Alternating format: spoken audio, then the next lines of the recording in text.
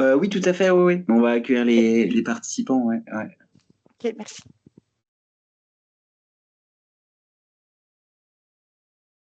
Alors, combien on est? 26. Voilà, faut qu'on attende un tout petit peu parce qu'il y a que 26 participants. Alors, ça paraît très faible par rapport à ce qu'on a l'habitude de voir. Je propose qu'on attende un tout petit peu.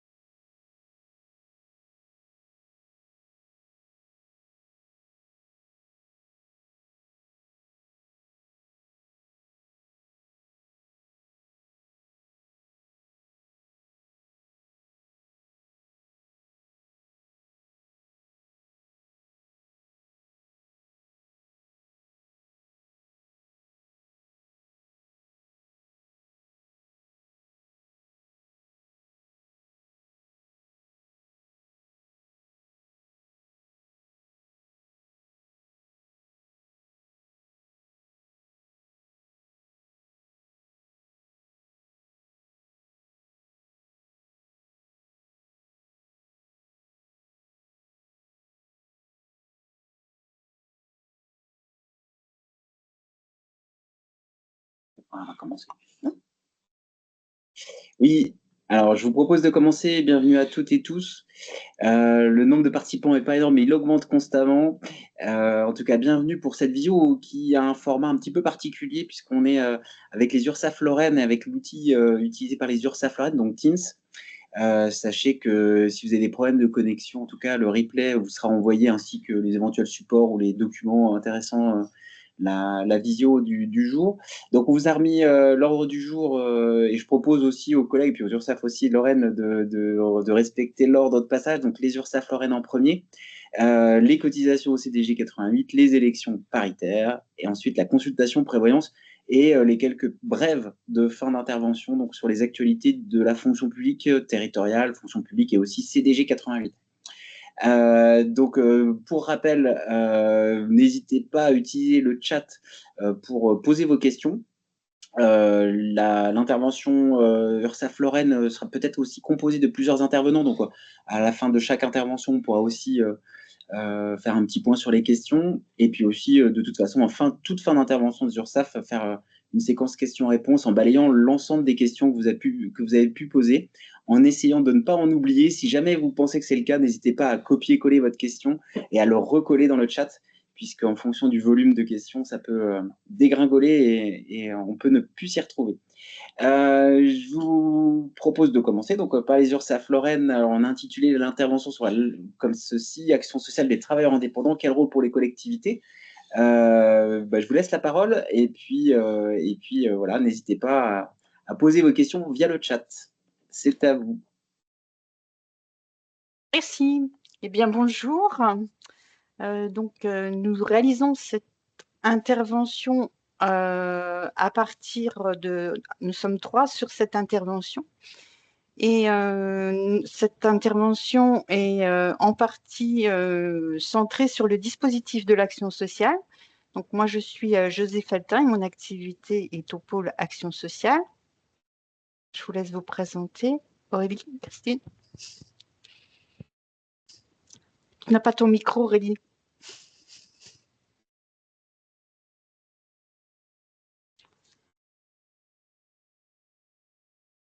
On ne vous entend pas.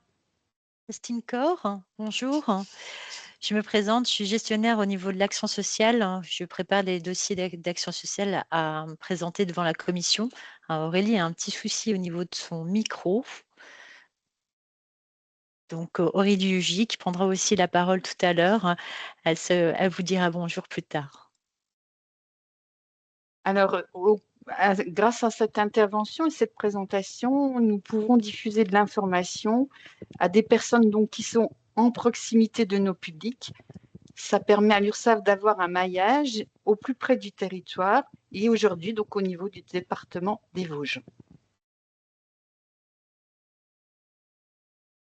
Donc cette présentation, donc le sommaire, on va vous présenter tout d'abord le statut du travailleur indépendant. Nous vous présenterons ensuite les leviers en matière de recouvrement, donc quand un travailleur indépendant est en difficulté pour régler ses cotisations. La dernière partie sera consacrée à nos dispositifs d'accompagnement, donc le dispositif HELP et l'action sociale qui est mise en œuvre au niveau de l'URSSAF. Et puis la dernière partie sera consacrée aux questions-réponses. Donc la mission principale de l'URSSAF, je vais vous la rappeler, c'est de recouvrer les cotisations et contributions sociales auprès de nos différents publics d'usagers. En public, nous avons par exemple les entreprises, les très grandes entreprises, les particuliers dans le cadre des emplois à domicile, le CESU, les artistes-auteurs, etc. Les sommes encaissées permettent le financement de notre protection sociale. Donc, cette présentation est uniquement dédiée aux travailleurs indépendants. Nous ne parlerons pas de l'entité entreprise, mais bien d'un indépendant et d'un usager en nom propre. Donc, avec l'encaissement des cotisations auprès de nos différents publics, ces cotisations seront versées dans un délai de 5 heures auprès des organismes attributaires. Donc, par exemple, sur 61 000 € de cotisations encaissées, on a un financement de 25 accouchements. 630 € de cotisations encaissées, ça permet également de financer 36 consultations chez le médecin. Donc, au niveau de notre intervention, on va se concentrer uniquement sur l'indépendant, donc qui est la sphère la plus importante, la sphère rose, parmi nos publics d'usagers. Donc, je passe la main à Aurélie pour la présentation du statut d'indépendant. Bonjour à tous, j'espère que vous m'entendez maintenant.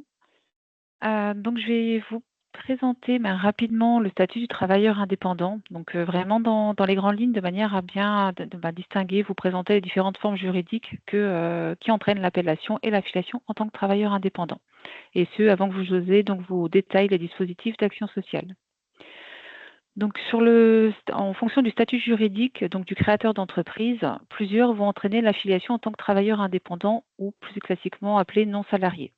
L'activité peut être exercée seule. Dans ce cas, la forme juridique est l'entreprise individuelle, avec notamment le statut auto-entrepreneur. Ça peut également être un gérant de URL et les créateurs d'entreprise peuvent décider donc de créer une structure à plusieurs, notamment dans le cadre d'une SARL et en cas de collège de gérance majoritaire, ils sont également affiliés en tant que travailleurs indépendants auprès de l'URSSAF. Dans ce cas de création d'entreprise, l'activité exercée doit être de nature commerciale, artisanale ou profession libérale. Les non-salariés agricoles, par exemple, sont exclus de l'affiliation à l'URSSAF et relèvent de la MSA.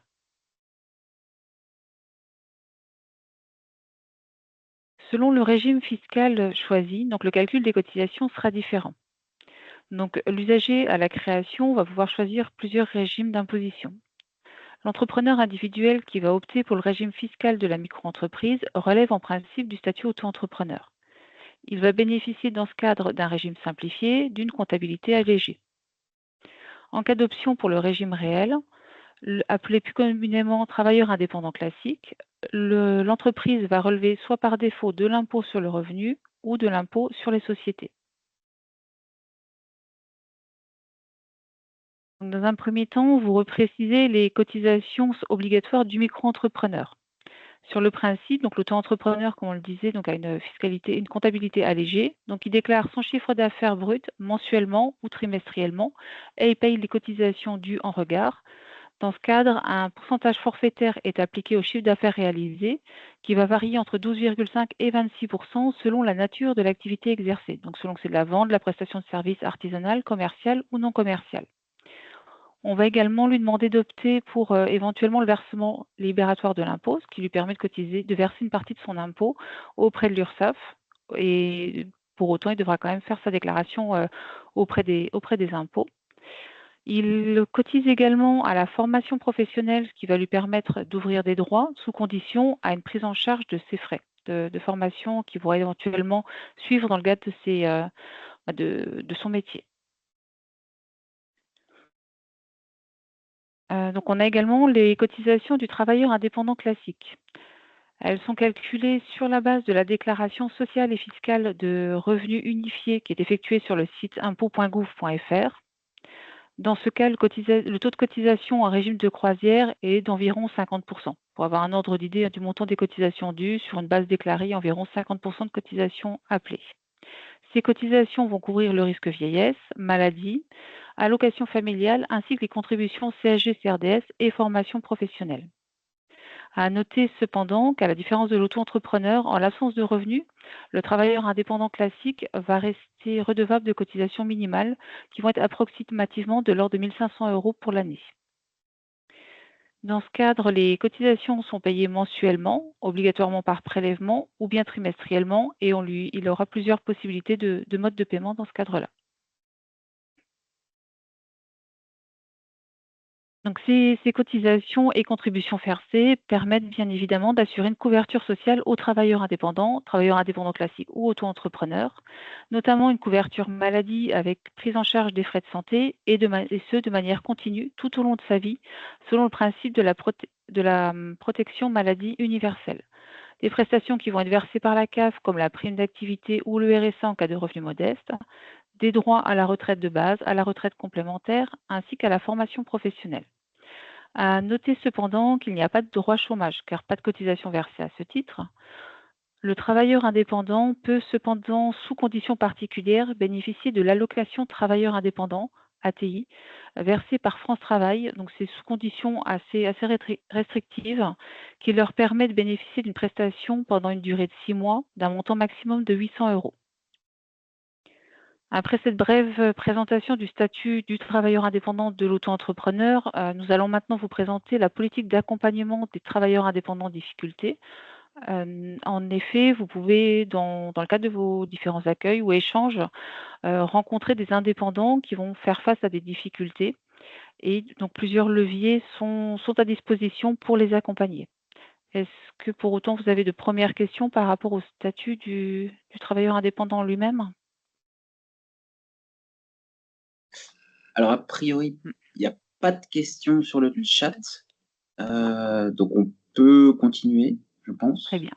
Donc, avant que José vous présente donc les dispositifs d'action sociale, donc il y a différents leviers en matière de recouvrement pour un indépendant qui n'arrive pas à faire face à ses cotisations obligatoires. Donc 2 leviers principaux, donc en termes qui sont communs à toutes les situations. Donc l'usager peut sur demande se voir accorder des délais de paiement. Ces délais de paiement peuvent être d'une durée de 12 mois. Exceptionnellement, on peut aller jusqu'à 24 mois. Par contre, si on est sur une durée qui est supérieure à 12 mois, on étudie la demande sur la base de justificatifs. C'est-à-dire qu'on va analyser la situation financière, personnelle, professionnelle de l'usager, ainsi qu'un argumentaire détaillant les difficultés rencontrées. On applique des majorations de retard. Pour autant, une remise est possible après règlement de l'intégralité des cotisations dues. Le travailleur indépendant classique, donc là, ça va concerner que le travailleur indépendant classique, à la différence de l'auto-entrepreneur qui, lui, cotise au réel. Le travailleur indépendant classique donc, a la possibilité de transmettre une estimation de son revenu afin d'adapter le montant de ses cotisations, notamment en cas de baisse d'activité. Ces 2 démarches, pour les réaliser, donc, peuvent être effectuées directement via la messagerie sécurisée de l'espace en ligne. Donc maintenant, si ces dispositifs sont insuffisants et en cas de difficultés particulières et ponctuelles, on va pouvoir orienter nos usagers vers l'action sociale. Donc je redonne la parole à José qui va justement vous présenter ces différents dispositifs d'aide spécifique.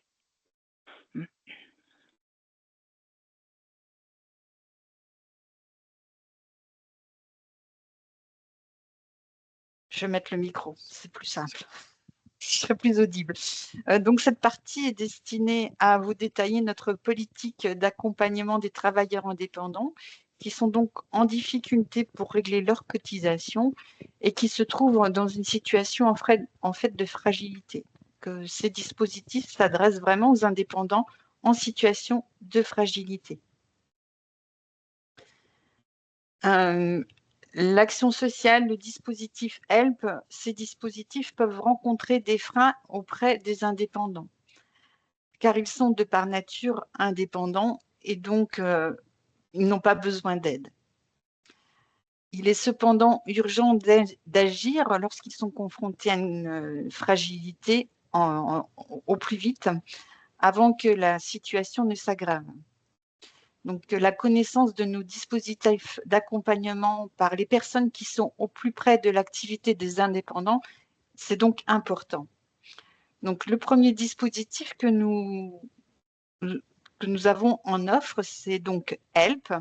Donc, la signification de cet acronyme, c'est harmoniser les échanges entre les partenaires. Donc, comme tous les publics, les indépendants peuvent être confrontés à des difficultés d'ordre médical, économique, financier, structurel, mais aussi familial. Les indépendants méconnaissent parfois leurs droits. Ils sont parfois surpris de savoir qu'ils peuvent avoir droit, par exemple, à des indemnités journalières lorsqu'ils sont en arrêt de travail.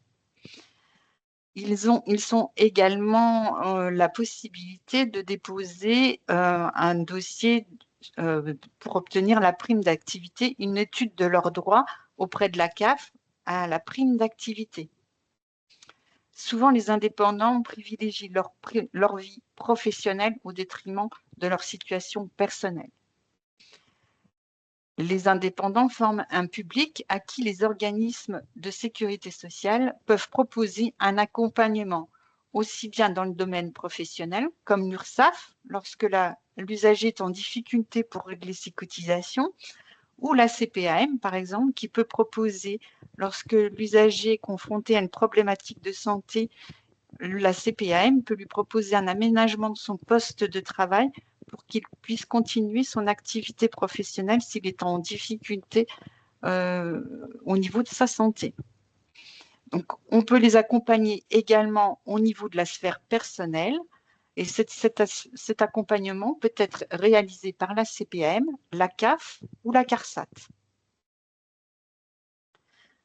Avec le dispositif HELP, les travailleurs indépendants remplissent un questionnaire. Ce questionnaire est très simple. Il est composé de 10 questions fermées. Donc, ce questionnaire est disponible sur une plateforme dédiée à ce traitement. Donc, une fois que nous recevons les formulaires complétés par les usagers en fragilité, donc, on met en évidence, à partir des réponses qui sont fournies dans le questionnaire, les fragilités rencontrées par l'usager. Et en fonction de ces fragilités, on va orienter la demande vers les organismes partenaires. Par exemple, une des questions est « Rencontrez-vous des difficultés pour financer certains soins ?» Donc, si l'indépendant répond « Oui », donc sa situation sera transmise et signalée auprès de la CPAM. Et donc, l'équipe qui est dédiée à la gestion du dispositif HELP auprès de la CPAM prendra contact avec l'indépendant pour une étude de sa situation et lui apporter une réponse personnalisée. Si un indépendant répond par exemple « Oui » à la question « Rencontrez-vous des difficultés pour régler vos cotisations ?» l'URSSAF pourra l'orienter vers le dispositif de l'action sociale. Donc, c'est ce que je vais vous présenter maintenant. Donc, l'action sociale, elle est mise en œuvre par l'URSSAF. Donc, les principes. Les principes. Donc, c'est soutenir et accompagner les indépendants qui sont confrontés à des difficultés ponctuelles dans leur vie professionnelle et ou personnelle. Des exemples de difficultés professionnelles, par exemple, ça peut être des travaux en proximité d'un commerce, donc qui font diminuer l'activité et le chiffre d'affaires. Ça peut être également un sinistre de l'outil de travail ou un vol dans un commerce. Ça peut être également au niveau d'ordre personnel, ça peut être également lorsque l'usager est confronté à la maladie et un arrêt de travail assez long. Donc, les usagers concernés, ce sont les indépendants qui exercent une activité artisanale, commerciale ou une profession libérale. Les orientations de l'action sociale sont déterminées au niveau national par le Conseil de la protection sociale des travailleurs indépendants, c'est-à-dire le CPSTI, au niveau de l'acronyme. Donc, les différentes aides, ce sont des aides spécifiques. On parle de spécifiques parce que c'est des aides qui sont destinées aux indépendants. L'action sociale est pilotée donc au niveau national par le Conseil de la protection sociale des travailleurs indépendants, mais en revanche, elle est mise en œuvre par les services administratifs de l'URSSAF. Donc, ce sont des aides adaptées pour répondre à différentes problématiques. Et donc, nous avons 4 aides que je vais vous développer. Donc, nous avons l'aide aux cotisants en difficulté, donc dit ACED. Donc, cette aide vise à accompagner un travailleur indépendant qui se trouve en difficulté pour régler ses cotisations auprès de l'URSSAF. L'aide financière exceptionnelle, c'est une aide qui est versée directement sur le compte bancaire du travailleur indépendant. La somme est déterminée par la Commission d'action sociale et elle est plafonnée à 6 000 €. Cette aide va permettre à l'indépendant de faire face, par exemple, à une dette de loyer, quand il est également en difficulté pour régler une facture énergétique, s'il a du retard au niveau du paiement de son comptable, ou s'il est confronté à une baisse de son chiffre d'affaires parce que, par exemple, son activité est dans un secteur économique en fragilité. Comme par exemple, pour l'heure, nous savons que le secteur du bâtiment est confronté à des difficultés d'ordre économique. La troisième aide est l'accompagnement au départ à la retraite. Donc, c'est une aide qui est à destination des retraités ou futurs retraités. Les conditions d'accès sont restrictives car les critères d'éligibilité sont nombreux. Elle s'adresse essentiellement aux indépendants qui ont de très faibles ressources et qui ont une carrière majoritaire en tant qu'indépendants. Ce n'est pas une prime de retraite, c'est vraiment pour les usagers qui ont de très faibles ressources. Nous avons la dernière aide, qui est l'aide d'urgence du CPSTI, donc du Conseil de la protection sociale des travailleurs indépendants. C'est une aide qui est déclenchée dans le cadre d'événements climatiques de haute intensité et qui impacte un nombre important d'usagers dans une zone géographique donnée. Cette aide, par exemple, a été déclenchée dernièrement en Bretagne en janvier de cette année, face aux événements climatiques rencontrés. Et nous l'avons également déclenchée en Lorraine en mai 2024, lorsque le département de la Moselle a été impacté par de fortes pluies ayant entraîné des inondations en masse. Donc, pour bénéficier de l'action sociale au niveau de l'URSSAF, donc il faut compléter un formulaire et ce formulaire est disponible sur nos sites internet. Donc, on va vous mettre le lien dans la conversation. Donc, à réception d'un formulaire, on va vérifier sa complétude et si les critères d'éligibilité sont bien remplis. Et si nous avons bien les justificatifs nécessaires à l'instruction du dossier. Une fois que le dossier est complet, il est prêt pour être présenté auprès de la Commission d'action sociale. Donc, la Commission d'action sociale est composée d'artisans, de commerçants et de professions libérales. Et ils se réunissent une fois par mois pour étudier les demandes d'action sociale déposées auprès de l'URSSAF. Donc, la commission d'action sociale va déterminer la recevabilité de la demande, c'est-à-dire si elle relève de l'action sociale, le type d'aide allouée, ainsi que le montant qui va être attribué. Cette décision sera ensuite notifiée auprès de l'usager demandeur de l'action sociale. Donc, cette présentation arrive à son terme.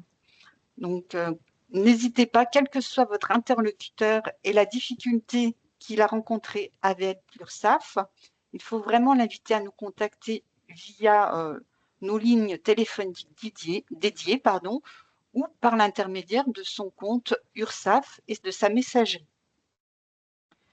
Et si c'est un indépendant et qui est en difficulté et confronté à une fragilité particulière, il faut l'orienter vers le dispositif HELP. Ça lui permettra d'avoir une analyse à 360 degrés et des solutions différentes selon les difficultés rencontrées. Voilà, je vous propose de passer au volet questions-réponses. Alors, il n'y a pas de questions sur le chat, mais je vais essayer de poser des questions pour revenir sur certaines choses ou les reformuler un peu, de manière un peu prosaïque. Oui. Vraiment le rôle des collectivités pour les travailleurs indépendants dont ils ont connaissance sur leur commune, ou même n'importe quelle personne qui participe à cette visio, s'il a des proches ou des connaissances, des amis qui sont travailleurs indépendants. Effectivement. Il y a vraiment des processus. Ce qui est important, c'est de dire qu'il y a des processus, des systèmes d'aide pour les travailleurs indépendants, que ce soit sociaux, des pertes de matériel tout à l'heure, ou enfin, ce genre de choses. Et c'est vraiment le contact URSSAF. Les travailleurs indépendants ont vraiment un compte URSSAF propre pour les travailleurs indépendants. Ça, c'est quelque chose qu'ils utilisent quotidiennement, c'est ça? Si on leur ils devraient. Ils savent. Ils peuvent le créer en tous les cas. Ils peuvent le créer. Hein. Voilà, c'est un endroit. En fait, on privilégie ce mode de fonctionnement parce qu'il y a une traçabilité des échanges pour le coup. Hein, et puis, ça sécurise également les échanges. D'accord. Et vraiment, l'idée de ces systèmes d'aide, c'est d'éviter en fait les disparitions alors j'allais dire d'entreprises, mais les disparitions d'activités des travailleurs indépendants. Oui. Parce que je connais pas le système de liquidation d'une activité d'un travailleur indépendant, mais l'idée c'est plutôt d'éviter l'échec, l'écueil, l'impasse, et de faire en sorte que le travailleur indépendant puisse rebondir. C'est ça. Hein. C'est ça, et pas attendre que la situation s'envenime.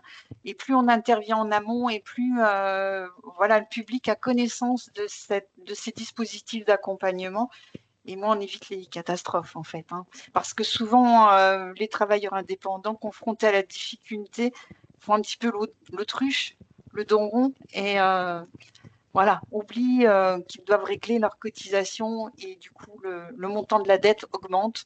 Et quand on a des dettes trop importantes, il devient difficile d'intervenir en matière sociale. Et en plus. Surtout qu'on. Pardon. Non, allez-y, je vous ai coupé. Les conseillers qui siègent à la commission d'action sociale sont sensibles à accompagner les entreprises pérennes. Oui, l'idée, c'est de ne pas cumuler aussi des dettes sociales et puis aussi de ne pas les perdre, hein, parce que j'imagine qu'un travailleur indépendant qui cumule trop de dettes ne pourra pas les rembourser. Alors, je ne sais pas si le terme de liquidation s'applique pour les travailleurs indépendants, mais les URSSAF et on va dire l'ensemble des contribuables vont perdre de l'argent si la personne n'est pas solvable, en fait, au final, c'est ça? Ah oui, alors après, on arrive mais vraiment à l'extrême du recouvrement, quand c'est vraiment plus possible. On éteint la dette, mais pour un temps donné. On peut toujours revenir vers les usagers en leur disant « Attention, vous nous devez tel montant ». Et en plus, les cotisations versées valident des droits. En matière, par exemple, d'indemnité journalière, toutes les cotisations versées vont permettre le calcul d'indemnité journalière en cas d'arrêt de travail. Et également, en matière de retraite, toutes les cotisations versées vont permettre la validation des trimestres et également le calcul de la retraite. Et donc, si les cotisations n'arrivent pas, évidemment, le travailleur indépendant n'aura pas le droit aux IJ, n'aura pas le droit à des points retraite, des éléments de retraite quand il sera en âge de la faire valoir. Voilà, c'est ça. Il perd des droits, en fait. Ouais, d'accord. Moi, j'ai vraiment une question juste pour reclarifier, reformuler. Un travailleur indépendant, vous me dites si je dis des bêtises, mais est-ce que c'est, un commerçant est-il forcément un travailleur indépendant?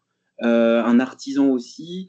Est-ce qu'il y a des exemples concrets en fait de travailleurs indépendants? Est-ce que toutes les professions libérales sont des travailleurs indépendants, par exemple?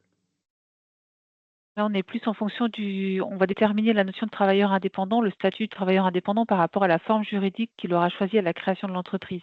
Par exemple, un créateur de SASU, de SAS ne va pas être considéré comme travailleur indépendant. Alors, Après, la nature de l'activité peut être effectivement commerciale, artisanale ou profession libérale. C'est vraiment la notion de forme juridique qui détermine de quel statut relève le créateur d'entreprise. Donc, par exemple, une SARL de maçonnerie, donc qui intervient, on va dire une petite entreprise dans le langage courant, une SARL en fait de maçonnerie, pour le coup, le gérant ne sera pas travailleur indépendant. Les salariés, évidemment pas, je pense, s'il a Non, des les salariés. salariés ne le seront pas effectivement, ils sont des salariés à part entière. Par contre, le gérant de la SARL, s'il est gérant majoritaire ou s'il fait partie d'un collège de gérance majoritaire, il sera considéré comme travailleur indépendant. D'accord, ok. D'accord. Donc, effectivement, c'est pas forcément la catégorie commerçant, artisan, c'est Non, vraiment le statut juridique de oui, son organisation qui va déterminer ça. qui va Oui, pardon, allez-y, oui, allez-y. non, je vous confirmais simplement ce que vous disiez effectivement. Voilà. Une entreprise indépendante, une EI, là, pour le coup, c'est une entreprise, c'est forcément un travailleur indépendant C'est aussi. forcément un travailleur indépendant. Là, l'EI, en fait, Oui, l'entreprise indépendante, c'est une organisation qui, par principe, est tout à fait. enfin, le gérant. Voilà. Une EI peut avoir des salariés. Elle peut avoir des salariés, bien sûr. Là, les salariés ne seront pas indépendants, travailleurs indépendants, mais par contre, le gérant de cette entreprise indépendante, lui, sera travailleur indépendant. Tout à fait. Voilà. Je suis désolé, je renfonce des Non, non, portes il n'y a ouvertes pas de souci. pour vraiment bien. Il n'y a Voilà. pas de Et souci. effectivement, par exemple, les professions libérales comme des médecins, là aussi, on reprend la forme juridique. Donc, s'ils ont une CISA ou je ne sais pas quelle autre forme ça peut avoir, mais là, pour le coup, ces professions libérales, quand ils sont organisés, ne sont pas travailleurs indépendants. Est-ce Ah, qu'un un généraliste tout seul, ça dépend aussi de la forme juridique c'est ça. Ça qui dépend a aussi de la choisi. forme juridique, ça dépend de s'il est conventionné ou non. Et les médecins peuvent être profession auxiliaire médicale et dans ce cas-là, ne sont pas éligibles par contre à l'action sociale. D'accord. Je faisais aussi juste un test parce que vraiment le message, s'il peut être concret, donc évidemment l'espace URSAF du travailleur indépendant, ça c'est vraiment voilà. Mais en gros, on peut trouver très facilement des informations en tapant URSAF Help, HELP, et Oui, on tombe vraiment sur un portail oui. qui est, si je comprends bien, le portail de toutes les diversités d'aides, ou alors c'est En tapant les spécifique. mots en tapant les mots-clés difficultés sur le site URSSAF, l'usager est orienté, s'il est travailleur indépendant, vers le dispositif HELP et sur les dispositifs, d'action sociale, qui sont hébergés sur d'autres sites effectivement, mais il retrouve ces différentes informations sur notre site URSSAF D'accord. et Je sais. auto-entrepreneurs également. Oui, alors les auto-entrepreneurs sont-ils forcément là travailleurs indépendants? Ah oui, Voilà, OK, d'accord. Là, là il n'y a pas de il y a pas de obligatoirement. il y a pas de débat et cetera. Je Mmh. sais que vous avez des partenariats avec les maisons France Service. Est-ce que ça peut être aussi un relais, les maisons France Service, ou alors finalement ils n'auront pas plus d'informations dans les maisons France Service que d'aller sur internet ou leur site, leur, espace URSSAF? Au niveau des maisons France Service, ils ont effectivement les informations par rapport au statut du travailleur indépendant. C'est pas ça fait pas forcément partie des missions premières des France Service, hein, par rapport aux conventions qui ont été, mises en place. Pour autant, ils ont l'information, ils ont connaissance des dispositifs d'action sociale, et de HELP. D'accord, donc là, c'est vraiment, Mmh. OK, c'est la maison France Service, dans ces cas de difficulté, ne sera pas forcément l'outil à privilégier, mais plutôt internet, C'est les vraiment espaces. c'est une situation d'urgence que l'usager qui se déplace en maison France Service est vraiment perdu dans ses démarches, numériques, hein. On est sur de la précarité numérique, oui, effectivement, la maison France Service va pouvoir être interlocuteur, je pense. Après, effectivement, l'usager ils pourront lui donner l'information. Maintenant, l'usager qui retrouve l'information sur nos sites pourra tout à fait utiliser sa messagerie, pardon, sécurisée et nous transmettre les dossiers.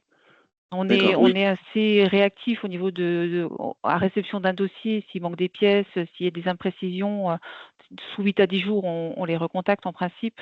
Si vraiment il manque des éléments d'information, on les contacte par téléphone. Donc voilà, il y a un suivi qui est fait assez rapidement à réception du dossier.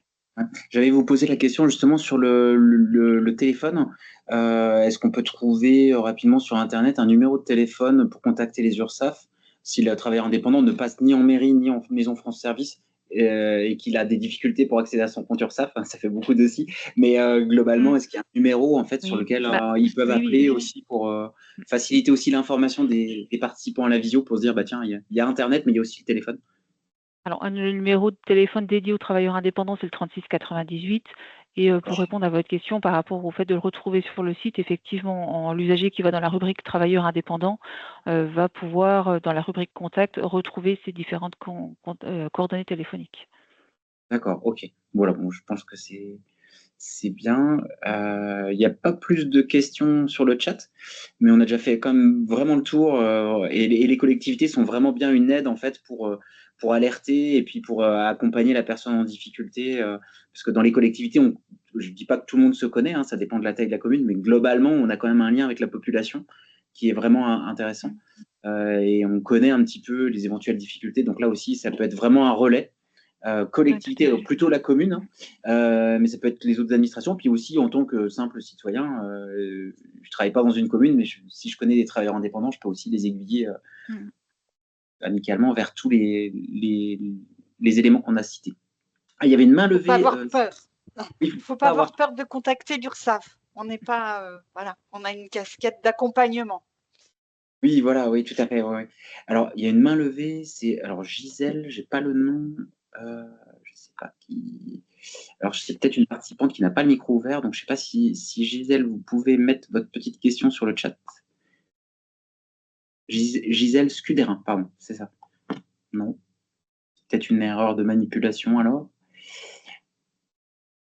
Ouais, bon, bah écoutez, voilà, bah, moi j'ai plus tellement de questions, ça me paraît assez clair. Donc, bien sûr, les supports, hein, le diaporama, on vous l'enverra hein, pour les participants.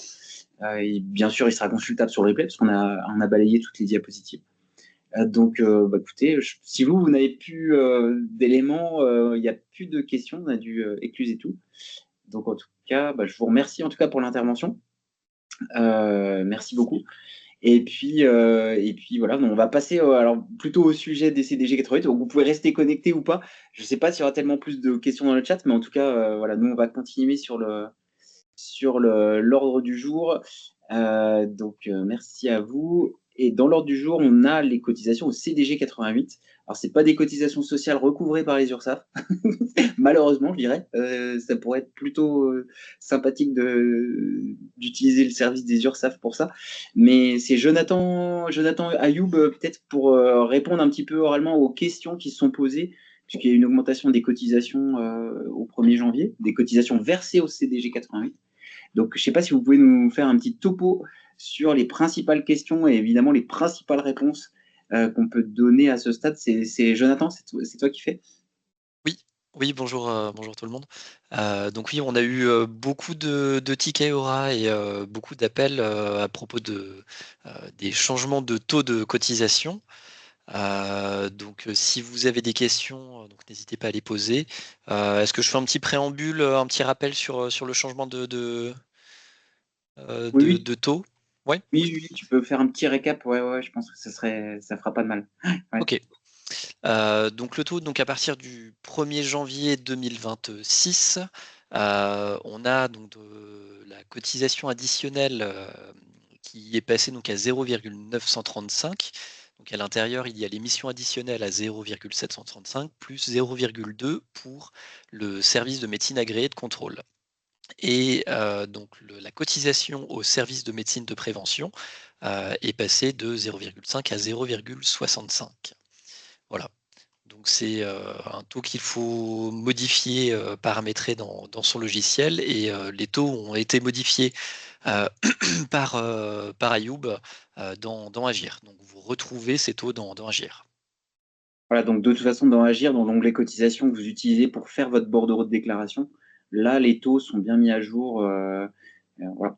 Et grosso modo, Jonathan, les lignes existent déjà certainement dans toutes les collectivités qui payent des cotisations au CDG. Il s'agit juste de reprendre ces lignes. Il n'y a pas de ligne à rajouter ou de motif particulier à rajouter. Non, c'est les mêmes lignes. D'accord. Est-ce qu'il y avait d'autres points juste sur lesquels vous êtes interpellé ou non, pas spécialement? Principalement, pour moi, c'était soit le bon taux à renseigner et il y avait éventuellement des questions sur les régularisations quand il y avait des rappels de salaire.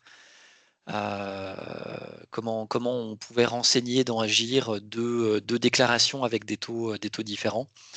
On a fait un peu du cas par cas. Oui, on fait des déclarations complémentaires sur Agir, c'est ça? On peut faire des déclarations complémentaires, oui. Ouais, en choisissant l'année et le mois sur lesquels la déclaration supplémentaire ça se rattache, c'est ça? Exactement. On peut faire deux déclarations pour un même mois, par exemple. D'accord. OK. OK, OK. Il n'y avait pas d'autres éléments, particuliers, sur les cotisations? Enfin, en tout cas, vous avez beaucoup de questions, mais vous êtes aussi toujours, en contact par, ticket Aura, je pense? C'est ça Oui, le oui, oui. Oui, ouais, j'ai l'impression que c'est plutôt maîtrisé maintenant parce qu'on a le flux de questions est moins important, qu'il y a encore 15 jours. Heu, voilà, est-ce que je peux sinon Ayoub, est-ce que tu as, d'autres, points qui ont été soulevés? J'aurais peut-être oublié. Euh, pas plus que tu viens de dire, Jonathan, sauf bon, il y a des cas spécifiques pour certaines collectivités, voilà, par rapport à des régules qui concernent l'année N-1. Donc, en fait, quand il y a des régules qui concernent l'année 2025, donc en effet, les taux applicables sont de 2025. Et si la régule est intégrée à l'exercice 2026 et qu'en fait la déclaration sera faite l'année 2026, ben en fait, les taux qui seront dans Agir, c'est de l'année 2026. Donc là, en fait, il faut passer par un recoupage de l'assiette pour ressortir la part de régule de 2025 pour appliquer le taux 2025 et laisser la part 2026 sur la part 2026. Donc, dans tous les cas, pour les collectivités, s'ils rencontrent des difficultés, qu'ils ont besoin d'être accompagnés ou de clarifier la situation, ils peuvent nous contacter. Il peut y avoir certains écarts entre la déclaration, c'est-à-dire entre le montant mandaté par Agir et le montant généré par le logiciel Pay des différentes collectivités, puisqu'il y a plusieurs prestataires. Mais dans ce cas, quand les écarts n'est pas significatif, bah, il y a rien à faire. Mais c'est vraiment dans des situations où on a des écarts qui deviennent très importants pour des collectivités plus importantes au niveau de taille, au niveau de l'assiette, où on peut regarder de plus près pour vérifier la situation. Donc, voilà. OK. Alors concernant les questions, sur la partie prévention, comment cette hausse de 30 du taux est-elle justifiée? Alors au niveau de l'augmentation, qu'est-ce qui, est intégré? En fait, les membres du conseil d'administration et puis sur le constat qu'on fait, hein, alors c'est pas spécifiquement, sur la prévention ou alors c'est la médecine de prévention, peut-être que la question porte plutôt sur la médecine de prévention. En tout cas, des éléments en fait qui sont, pas alarmants, ce serait peut-être un petit peu trop fort, mais en tout cas qui sont préoccupants sur, en particulier, les sollicitations sur les questions de santé au travail, donc plutôt santé, hein, plutôt que prévention, parce que la prévention des risques, c'est essentiellement aussi des réalisations de documents uniques d'inspection, et cetera. Mais c'est surtout sur la partie médecine de prévention, parce qu'on a encore, enfin, on a beaucoup plus de demandes, il y a beaucoup plus de cas particuliers, en particulier liés à des RPS, des risques psychosociaux. Donc on a vraiment une plus grosse activité et de plus en plus de problématiques qui apparaissent dans les collectivités qui sont adhérentes au service de médecine. Donc c'est pour ça que ça explique l'augmentation de la partie médecine. On a des partenaires qui sont globalement aussi moins présents par exemple sur le FNP où il y a forcément pas mal de sollicitations et beaucoup de travail qui sont faits par les collègues du service et qui sont en lien aussi avec les préconisations médicales. Mais c'est surtout, en fait, la partie, gestion prévisionnelle qui est assez préoccupante. En fait, on a puis ça me permet d'introduire un autre point que je voulais aborder en bref. Sur la gestion prévisionnelle des effectifs et des compétences, on a vraiment des signaux d'alerte, alors que vous connaissez tous pour le secrétaire de mairie. Donc ça, c'est assez ancien, hein. On a commencé les formations secrétaire de mairie il y a 10 ans. Mais c'est surtout aussi sur d'autres métiers en tension, en particulier sur agent technique, sur agent d'animation, enfin tous les métiers en tension que le CNFPT liste d'ailleurs, on le voit dans les Vosges. Et donc là, il faut créer en fait des systèmes d'analyse des données sociales et aussi des actions concrètes de formation. Par exemple, pour répondre au gouffre en fait qui nous attend, par exemple, sur le métier d'agent technique dans les communes de moins de 2000 habitants. Donc là aussi, c'est vraiment préoccupant et donc il faut vraiment qu'on investisse de l'argent et donc du temps humain en fait pour observer ces données sociales. C'est pour ça qu'on a créé un observatoire de la donnée sociale avec des actions concrètes de formation, par exemple au métier de secrétaire de mairie évidemment, mais aussi demain au niveau des agents techniques puisqu'on est en train de travailler avec France Travail et la région Grand Est sur des actions de gestion prévisionnelle, c'est-à-dire pas seulement faire le constat qu'il va manquer des agents techniques, mais aussi faire ce constat, plus des formations qualifiantes, ou en tout cas qui permettent d'alimenter les communes rurales, en particulier sur le métier d'agent technique polyvalent. Et donc ça, effectivement, ça coûte cher. La dernière partie sur l'augmentation, c'est aussi sur l'accompagnement sur les parcours professionnels. C'est quelque chose peut-être qu'à votre niveau, dans toutes les collectivités, vous n'avez pas en tête, mais nous, on réceptionne une quantité quand même vraiment très importante en fait, de gens en fait, qui veulent évoluer dans leur parcours professionnel, bien avant les reclassements ou les inaptitudes. Donc là aussi, on a des missions en fait, d'aide individualisée en fait, au niveau des agents, soit qu'ils soient en PPR, soit qu'ils veuillent tout simplement se réorienter professionnellement en cours de carrière. La loi et les réglementations vont dans ce sens-là. C'est-à-dire que tout le monde a un droit aussi à avoir un entretien en fait, de réorientation en gros à mi-carrière. Donc là aussi, ça prend énormément de temps.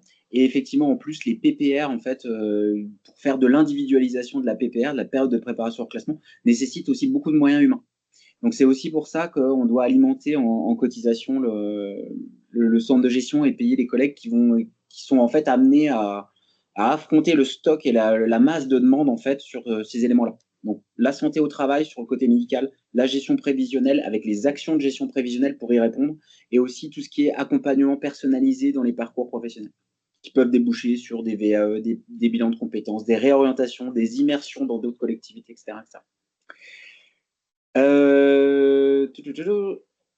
Donc voilà pour vraiment expliquer pourquoi il y a des cotisations qui ont augmenté. Alors j'essaie de voir un petit peu les autres questions.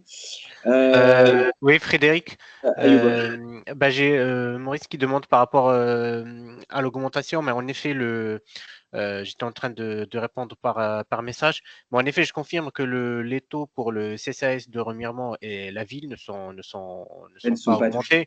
augmentés parce que, comme spécifié dans la délibération de novembre 2025, les deux dépassent le seuil qui a été établi par le conseil d'administration et c'est supérieur à 1,8 million. Et je pense que je laisserai plutôt Frédéric ou Jonathan d'expliquer les causes de cette variation entre les collectivités qui ont été augmentées et les collectivités qui n'ont pas été augmentées. Oui, effectivement, tout ce dont je parlais, donc en fait sur l'augmentation des cotisations, touche en particulier le bloc communal et toutes les collectivités, les petites collectivités. Elles sont peu contributrices et en fait, c'est de leur part en fait que viennent cet amas de demandes en fait particulières sur tout ce dont j'ai listé, hein, que ce soit sur la santé, la gestion prévisionnelle. Effectivement, quand on est une grande collectivité, on se dit bah effectivement la gestion prévisionnelle des effectifs et des compétences, moi, j'en ai pas forcément besoin. Donc, le CA du CDG a plutôt essayé de faire un peu du sur-mesure sur les prélèvements de cotisation pour faire contribuer davantage les petites collectivités, puisque leur effort contributif est moindre, puisque c'est un pourcentage de leur masse salariale. Donc, c'est pour ça, en fait, qu'il y a des variations de tarifs spécifiques, en fait, sur certaines collectivités. Donc voilà pour ce qui est de l'explication. Alors j'essaie de balayer un peu toutes les questions. Des sollicitations plus importantes, demande de visite médicale ou assimilée ou demande de prestation de conseil RPS, conseil en orga. Alors je pense que dans la suite de la question sur ce qu'on appelle prévention. Oui, d'accord, voilà, c'est exact. Bon, c'est ce que je disais plutôt sur la partie visite médicale, surveillance médicale et de l'accompagnement en fait sur tout ce qui est RPS, climat social, conseil en orga. Alors ça, c'est des prestations en plus qui sont vraiment individualisés. Mais c'est voilà, tout ce qui est bloc santé au travail, plus prévention, santé au travail, et puis gestion prévisionnelle, accompagnement à la mobilité des agents. J'essaie de balayer pour pas. Je crois que j'arrive au bout des questions sur la partie cotisation. Donc n'hésitez pas, on peut passer à la séquence suivante s'il y avait besoin. On reste bien sûr sur le chat, hein. S'il y avait d'autres questions qui arrivent, on y répondra par chat avec Ayoub et Jonathan. On passe à la suite. La suite, elle est plutôt sur les élections professionnelles. Alors les élections professionnelles, là, ça va être Sandy qui va nous en parler. Vous savez que c'est le 10 décembre, hein, c'est ça, les élections paritaires qui se passeront toutes par voie électronique, si je ne dis pas de bêtises. En tout cas pour le CST du centre de gestion et les CAP-CCP. Pour les CST locaux, bah, c'est chaque collectivité qui va en déterminer les modalités, électronique, vote électronique ou pas. Dis-nous, Sandy, les points de vigilance pour que les scrutins électroniques, du coup, se passent le mieux possible. Oui, donc bonjour à tous. Donc cette année au CDG, il va y avoir 2 élections, donc celle du conseil d'administration qui aura lieu fin juin et les élections professionnelles des instances paritaires. Donc le 10 décembre 2025, c'est la date limite du scrutin, qui concerne les commissions administratives paritaires, CAP, le comité social territorial CST qui est placé auprès du centre de gestion.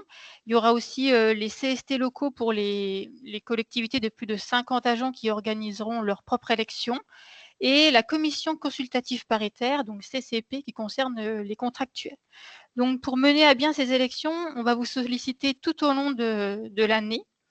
Et dès le résultat des élections municipales et communautaires, on va vous transmettre un formulaire de coordonnées du maire ou du président qui sera nécessaire pour la réalisation des élections du conseil d'administration du CDG. Donc, on aura besoin que vous remplissez tous les champs qui seront obligatoires du formulaire qui sera transmis via Aura. Pour les élections professionnelles, donc la première étape qui concerne la détermination des effectifs au 1er janvier 2026 est en cours de finalisation. Alors, dès à présent, on va vous demander de vérifier les informations relatives à la fiche identité des agents sur Agir. Alors, je vais partager mon écran.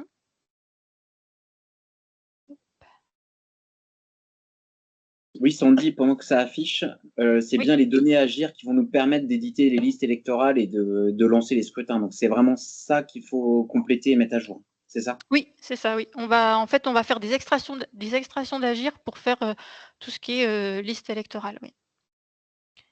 Alors du coup, là, on va vous demander dans un premier temps de vérifier la fiche identité des agents pour regarder si toutes les données sont correctes.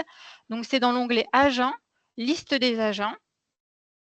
Donc, vous pouvez sélectionner votre agent. Alors, si on sélectionne un agent d'une collectivité, donc ça va être dans l'onglet Identité. Et tous les champs qui ont une petite étoile rouge sont obligatoires. Donc, ça concerne la civilité, le nom de naissance, le nom d'usage, le prénom, la date de naissance, le lieu de naissance, le département de naissance et la nationalité. Voilà, tous ces éléments doivent être à jour et corrects. Voilà, ça doit être des données correctes. On va vous... Oui. Je pense qu'en plus, ce sont des champs qui sont obligatoires pour créer l'agent. Donc, il y a certainement des valeurs dessus, mais il s'agit juste de les vérifier. Donc, dans la plupart des cas, les gens n'ont pas tellement forcément changé de nationalité ni de département de naissance, mais vérifier quand même que la donnée soit fiable et qu'on n'ait pas des données un peu étranges. C'est ça, c'est plutôt de la vérification. C'est plutôt de la vérification parce que c'est possible que quand on saisit, au mette 0,1, on aurait mis 10 ou voilà, des erreurs de frappe également. Oui, parce que la date de naissance va avoir un rôle particulier sur le vote électronique. C'est ça. Voilà, on va avoir besoin de toutes ces informations-là. On va vous demander aussi de vérifier dans Agents, liste des anomalies fiche agent, si vous avez des anomalies ou des champs manquants.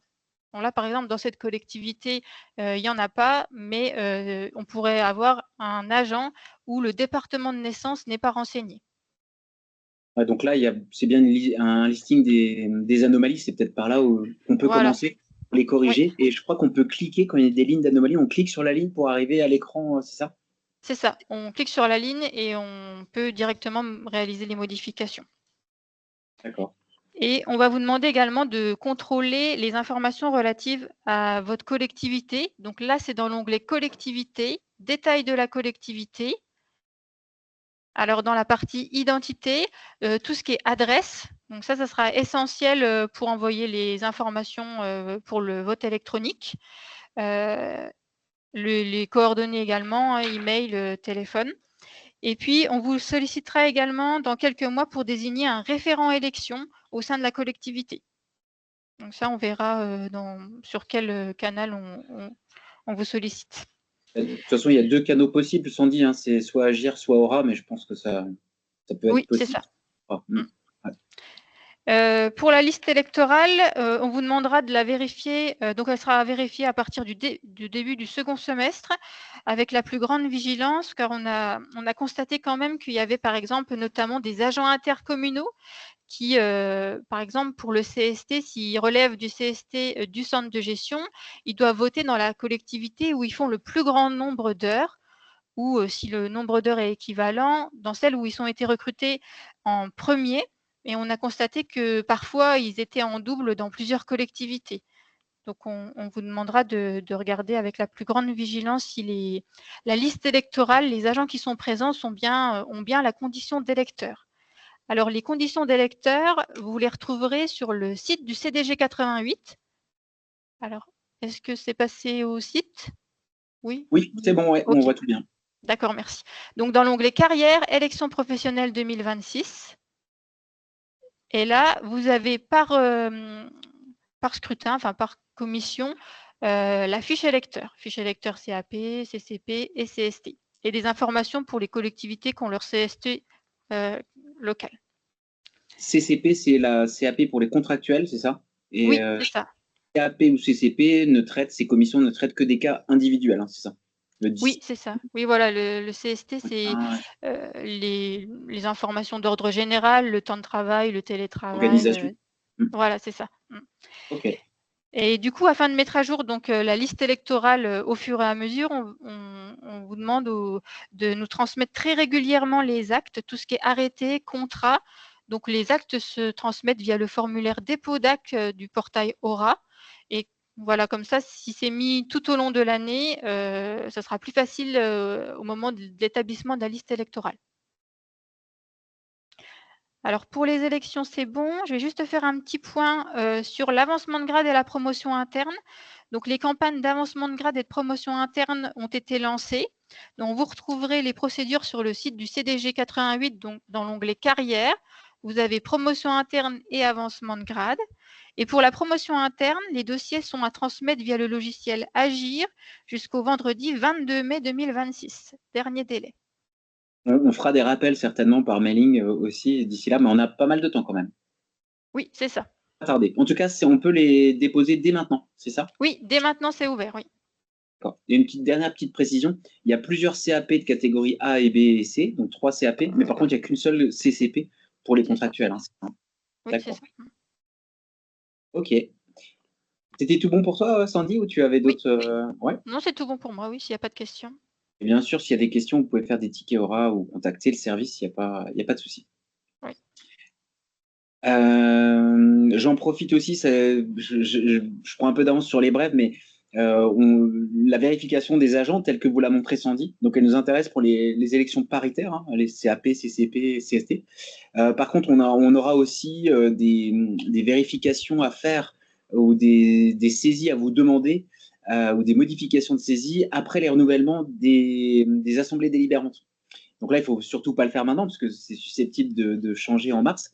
Mais il va nous falloir pour les élections au CDG, comme c'est un scrutin de liste où les autorités territoriales votent, il faudra, et on vous relancera, on fera une campagne spécifique sur un peu la fiche d'identité de votre élu, du maire, du président ou de la présidente, pour vérifier en fait quelques informations. Il n'y en a pas beaucoup, mais c'est son identité, la date de naissance, le département de naissance et la nationalité, un peu comme vous a montré Sandy pour les agents, de manière à ce qu'on puisse procéder au vote électronique pour le renouvellement du conseil d'administration du centre de gestion. Voilà, donc j'en profitais aussi qu'on est dans la même veine. C'est tout bon pour toi, Sandy? Oui, c'est tout bon, oui. On passe à la suite. La suite, elle est un petit peu différente. C'est sur la consultation prévoyance. Et ça, c'est Océane, si elle est toujours en ligne, qui va vous en parler parce qu'on a une petite difficulté bien indépendante de notre volonté, qui ne va globalement pas changer enfin, pas trop changer le timing d'une consultation. C'est ça? Qui est plutôt lié à une mutuelle bien connue sur place. Tu peux nous en dire un peu? Tout à fait. Donc, je vais faire très rapide, hein, vu le timing. De toute façon, on n'a pas beaucoup plus de nouvelles, si ce n'est que donc lors de la dernière visio, 1 heure pour tout savoir, on vous avait parlé des 4 principaux piliers de la nouvelle loi, qui reprenait donc l'adhésion obligatoire des agents, la fin de la labellisation, la participation employeur à 50% de la cotisation de base, et le dernier, et pas des moindres, était au sujet de la reprise du passif obligatoire par le nouvel assureur. Et c'est là où il y a une grosse différence d'interprétation de cet article-là de la loi entre les assureurs. Et il y a effectivement un principal qui interprète la loi d'une façon plutôt négative, on va dire, et qui se détournerait plus ou moins de toute prise en charge de cette fameuse reprise du passif. Donc, Alors, juste qu'est-ce que pour c'est? expliquer, Vas-y, ah bah vas-y. voilà. Il y a un décalage, mais qu'est-ce que c'est que cette bestiole? Voilà, donc la reprise du passif, concrètement, c'est lorsqu'un agent adhérerait à un nouveau contrat, mais qui aurait déjà eu des pathologies, des problèmes de santé connus avant son adhésion à ce contrat-là. La question était de savoir qui prendrait en charge une éventuelle rechute de ce problème de santé-là qui était déjà connu avant l'adhésion. Et donc aujourd'hui, on a tout un tas de difficultés, plusieurs assureurs se renvoient la balle, etc.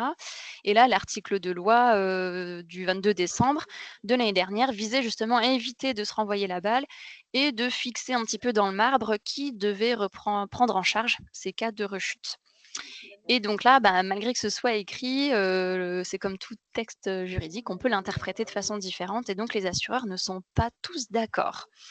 Donc on a des grandes lignes qui se dessinent un petit peu. Et c'est surtout ça que je voulais mettre en avant, c'est attention aux agents qui n'avaient pas du tout de couverture avant l'adhésion obligatoire au contrat collectif. Donc, c'est-à-dire tous les gens aujourd'hui qui ne sont pas couverts en prévoyance maintien de salaire et qui attendraient la fameuse obligation d'adhésion du 1er janvier 2027 pour nous, eh bien, ceux-ci, ils ne seraient a priori pas pris en charge des éventuels problèmes de santé qui étaient déjà connus avant. Donc, si je récapitule, Océane, Ouais. il y a un agent qui n'a jamais eu de contrat de prévoyance parce qu'il n'a jamais voulu en avoir, il ne veut pas la participation de son employeur, il n'a pas du tout de prévoyance, il a des antécédents médicaux, il a eu des problèmes de santé. Au 1er janvier prochain, il va avoir un contrat collectif adhésion obligatoire, il va être obligé d'adhérer, c'est ça? Oui, c'est Et ça. peut-être dans 1 ou 2 ans, son problème médical d'il y a quelques années va ressurgir. Ça va générer des arrêts maladie prolongés ou voire jusqu'à l'invalidité. Et cette personne-là n'aura pas de remboursement. Il est possible que cette personne-là n'ait pas de remboursement de ses arrêts parce qu'il n'avait pas de contrat d'assurance avant notre contrat collectif. C'est ça, c'est un petit peu ce qui se dessine. Donc toutes ces personnes-là, d'une part, subiraient donc un demi-salaire de la part de l'employeur, mais surtout n'auraient pas de complément de la part de l'assureur. Et puis, dans le pire des cas, si effectivement ça tombe jusqu'à l'invalidité, bien par sa pension d'invalidité, il n'aura rien d'autre. Donc, on a eu quelques stats, pas plus tard qu'hier, je crois, on avait une petite étude sur Horizon RH qui disait qu'il y avait à peu près plus de la moitié en fait, des agents qui n'avaient pas sollicité d'aide sur la prévoyance de leur employeur, comme c'est obligatoire depuis l'année dernière. Et donc, en gros, ce qui n'est pas le cas dans les Vosges, parce qu'on a plutôt une couverture, moi je me risquerais un petit pari, mais on devrait avoir au moins les 3 agents sur 4 territoriaux qui a une couverture de prévoyance, ce qui fait quand même à peu près plusieurs milliers qui n'en ont pas. Et ce serait plutôt cette partie de population-là qui serait sujette à une non-couverture potentielle. C'est ça. Donc là, la première chose à faire en tant qu'agent, finalement, c'est de se couvrir très rapidement et si possible dans un contrat collectif. Même si c'est dans notre convention de participation, il y a les 6 mois de carence, on n'est qu'au mois de février. En tout cas, la carence se terminerait en cours d'année. Et là, c'est vraiment le gros conseil. Malgré cette carence de 6 mois, il y a tellement d'impact dans les futures années qu'il faut à la limite prendre cette adhésion et même avec la carence, on conseille fortement aux agents de se couvrir. Et surtout, aux collectivités de se couvrir aussi à l'inverse. Si un agent refuse délibérément d'adhérer aujourd'hui, on vous avait mis à disposition sur notre site internet un courrier, une attestation de refus. Donc, vous, en tant qu'employeur, faites signer aussi les attestations de refus des agents. On le relancera, vraiment se effectivement. couvrir. Là, on a un petit peu des cigales qui pourraient causer du tort aux fourmis qui se sont bien protégées. Et ça fait quasiment maintenant plus de 10 ans en fait que, en tout cas, le CDG lance des contrats collectifs. Donc là, on est vraiment sur des agents qui ne voient pas l'intérêt. Et malheureusement, on n'a pas envie que dans quelques années, ils voient l'intérêt d'avoir une couverture prévoyance, mais trop tardif pour le coup. Donc là, c'est vraiment essayer de les persuader, sachant que le minimum, on le rappelle, Océane, si je ne dis pas de bêtises, depuis le 1er janvier 2025, dans toutes les collectivités de France et de Navarre, les employeurs doivent proposer une aide financière d'au moins 7 € par agent et par mois sur le risque prévoyance. Après, l'agent, il va sur des produits labellisés, ou alors, si la collectivité adhérente à une convention de participation comme celle du CDG ou sa propre convention de participation, eh bien, il peut aussi adhérer à ça. Mais il y a quand même des réticences parce que c'est un contrat d'assurance et que, a priori, si en plus on est en bonne santé, on se dit pourquoi m'obliger à payer 30-40 euros avec une participation employeur de 7, ça me fait quand même des frais supplémentaires. C'est vital, c'est vraiment la garantie la plus importante puisqu'elle garantit le salaire dans le temps en fait. Donc c'est vraiment vital. Donc on relancera en fait ce certificat de refus d'adhésion. Ça pourrait aussi clarifier la situation malheureusement, parce que si on l'utilise, ce certificat, c'est que c'est un échec. C'est que l'agent n'a pas eu le salaire au bon moment. Mais bon, voilà. Ça peut vous aider. Et tout ceci sur la reprise du passif, pour le coup, il faut quand même savoir que c'est vraiment une position assez récente. Ça bouscule un tout petit peu notre calendrier, mais on vous confirme bien que nos 2 marchés, prévoyance et mutuelle santé, vont être lancés début mars. Ça, il n'y aura pas de débat. Et puis, bien sûr, on vous tiendra informé de la suite. C'est le mois de juin, Océane. C'est ça, les résultats des courses. Tout à fait. Mi-juin, fin juin, il y aura l'attribution, donc on connaîtra le nouvel assureur et surtout les nouvelles conditions. Donc on pourra en dire un peu plus sur ces fameuses conditions de reprise et conditions d'adhésion. Malgré l'obligation, il y a aussi des cas de dispense qui devraient s'éclaircir d'ici là. Donc on rentrera plus en détail quand on sera bien fixé sur les règles définitives. Ok, c'était tout pour toi, Océane, c'est ça? Oui, c'est tout bon. Ok. Tiens, on dit un petit mot quand même. On peut le mettre dans les brefs, mais on va aussi relancer notre contrat d'action sociale. Oui, Pour le coup. tout à C'est fait. un petit marché par rapport à la prévoyance ou la mutuelle où on envisage 10 000 adhérents. Là, pour le coup, on a lancé ça il y a quelques années. On renouvelle. C'est Plurelia le tenant. Et puis, on relance la consultation. Et là aussi, je pense que ce sera. Alors, j'ai plus le calendrier en tête, mais juin ou septembre. Oui, c'est ça. On vient de recevoir un nouveau calendrier, donc c'est pas encore définitivement arrêté.